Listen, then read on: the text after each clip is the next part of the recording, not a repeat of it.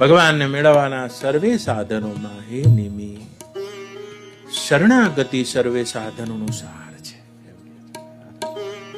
આવો બા, સાર લઈ લો, હવે સાર લઈ લો બા. 9 મણ દૂધ હોય પણ માખણ આટલો સાર હોય, અને આટલા બધા ફૂલ બાફ્યા હોય પણ અત્તર આટલો સાર હોય. એમ આધ્યાત્મિક યાત્રાની સમૂળગી યાત્રાનો સાર છે એ ભગવાનની શરણાગતિ. અને હે બા શરણાગતિ, શરણાગતિ એટલે આત્મીયતા ભગવાનમાં જોડી દેવી, अपनापन भगवान में जोड़ देना, प्रियता भगवान में जोड़ देनी और आश्रय भगवान में जोड़ देना. બસ આવો અને તમે કરી શકો તેટલું બા. શરણાગતિ એક એવો બોધ છે બા, જે બોધની ઘોષણા યાદ રાખજો બા.